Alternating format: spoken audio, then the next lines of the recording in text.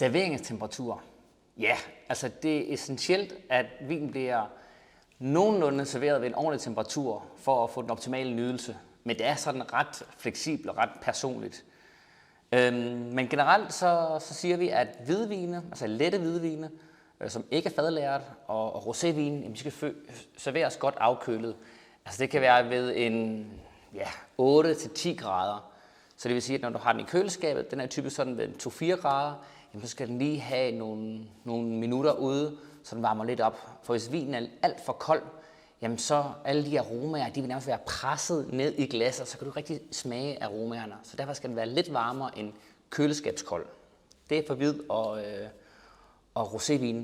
Og hvis du har den ude i kælderen, når det er relativt varmt, og du gerne vil køle den ned lynhurtigt, jamen så kan du smart nok bruge sådan en isspand her.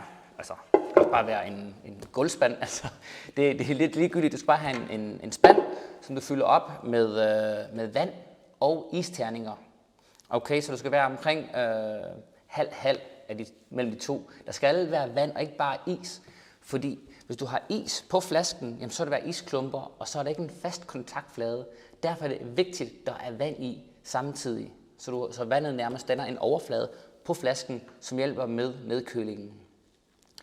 Hvis du vil have en super turbo afkøling af vin, så kan du faktisk også komme nogle spiseskefulder salt i, som du ved udenfor om vinteren, når du sprøjter salt på dem, det smelter isen, men det sænker faktisk smeltetemperaturen. Det vil sige, at vandet i, hvis du har frisk is fra fryseren med salt og vand, jamen så kan det være, at temperaturen ryger ned på -2, -3 grader, og så går det faktisk endnu hurtigere med at få det afkølet.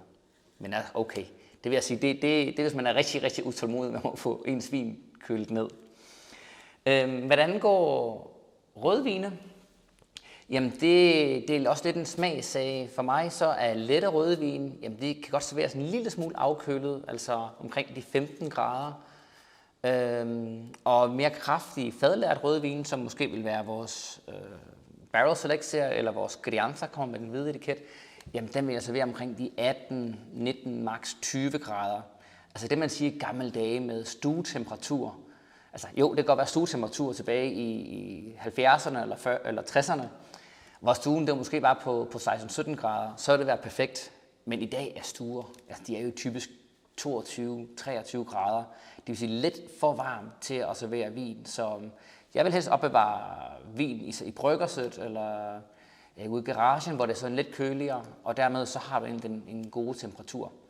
Og jeg vil ikke være bange for, hvis du har rødvin, og det er sommer, og man sidder udenfor, man sidder måske og griller, der kan vinen godt blive lidt for varm, måske midt 20'erne, så det gør det ikke noget at smide en isspand en gang imellem, og så tage op og servere lidt. Hvis du bare sørger for, at du hele tiden har noget i glasset, så kan du komme noget kold vin i hele tiden, og på den måde kan du holde temperaturen relativt konstant og ret frisk. Altså når du er udenfor, eller du er i en varm stue, så vin automatisk vil blive varmet op.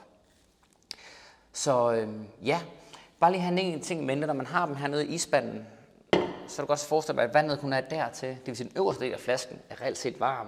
Så det jeg nogle gange gør, lige inden det er, at jeg hælder op i glasset, efter den har været isspand, det er lige at holde en hånd for. Det er måske så hygiejnisk, men der vokser det ikke bakterier nede i flasken.